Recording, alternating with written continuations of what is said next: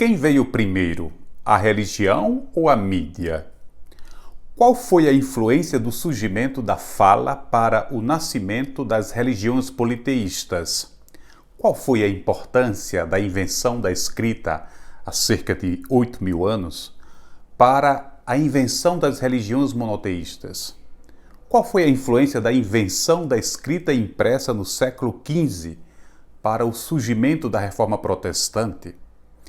Participo de um grupo de pesquisadores online que estuda o impacto da cultura digital na sociedade e nesta semana viajamos na macrohistória para entender a relevância da chegada da mídia chamada fala ou linguagem oral no surgimento da religião.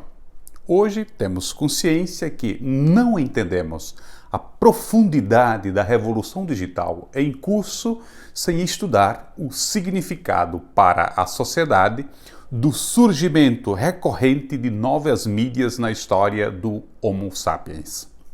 Quem escancarou nossos olhos para isso foram os simpatizantes da filosofia da Escola Canadense de Comunicação, de forma bem particular, Havelock, McLuhan e o nosso contemporâneo Pierre Levy. Com relação ao nascimento da religião, a mídia oral não criou a religião, mas ela potencializou ou tornou possível atender uma demanda religiosa que já era latente entre os nômades e as primeiras tribos humanas.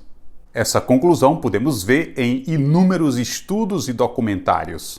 2 deles estão disponíveis aqui abaixo na descrição deste vídeo. A evocação às divindades é tão antiga quanto o homem. Mesmo antes do surgimento da religião aqui compreendida como um conjunto organizado de crenças, valores e princípios, os arqueólogos descobriram nas sepulturas que os neandertais surgidos há 400.000 anos já exercitavam práticas espirituais. E aqui pergunto, por que descobriram traços de homos espiritualizados antes do surgimento da fala, há 70.000 anos, conforme diz Harari no seu novo livro Homo Sapiens, e não descobriram traços de religião, ou seja, havia homem que evocava mitos e divindades, mas não havia homem religioso? Resposta: porque a religião é algo que pede um mínimo de organização para compor e seguir suas normas e crenças. E antes do desenvolvimento da linguagem oral, há 70.000 anos, sistematizar algo apenas usando a linguagem dos gestos ou dos grunhidos era algo impossível.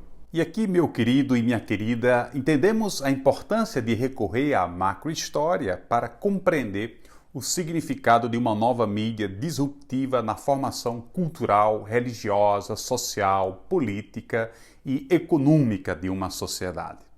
No geral, poucos pesquisadores no mundo acadêmico investiram tempo e energia para estudar o impacto de uma nova mídia na formação da cultura de um povo.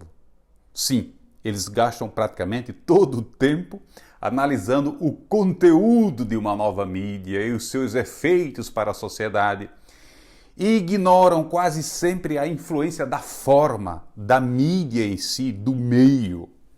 Por isso, a filosofia da Escola de Toronto, fundada pelo nosso guerreiro canadense McLuhan, é tão importante nos nossos dias para compreender o nascimento de uma nova civilização condicionada pela revolução digital em curso.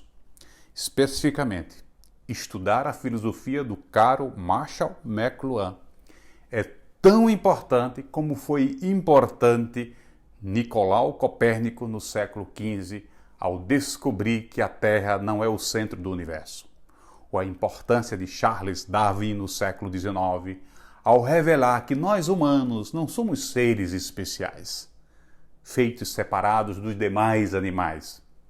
Ou ainda a importância de Freud ao revelar que nós não temos o controle total da nossa mente e das nossas emoções.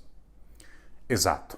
Colocamos aqui a estátua de McLuhan à altura da estátua de Copérnico, Darwin, Freud, porque graças à sua filosofia, somos capazes de iluminar e compreender a cultura digital emergente. Para McLuhan, nós criamos as tecnologias e as tecnologias nos recriam. As tecnologias inconscientemente remodelam a nossa plástica cerebral. Por isso, voltando para o nascimento da religião, ao criar uma nova mídia, como por exemplo a fala, damos asas para tornar possível a criação e a organização das religiões politeístas que perduraram por milhares de anos. Com o surgimento da nova mídia chamada escrita há aproximadamente 8.000 anos, demos asas para tornar possível o surgimento das religiões monoteístas, como o judaísmo, o cristianismo, entre outras. Com a invenção do papel impresso no século XV, aceleramos uma reforma no catolicismo que já estava latente há século.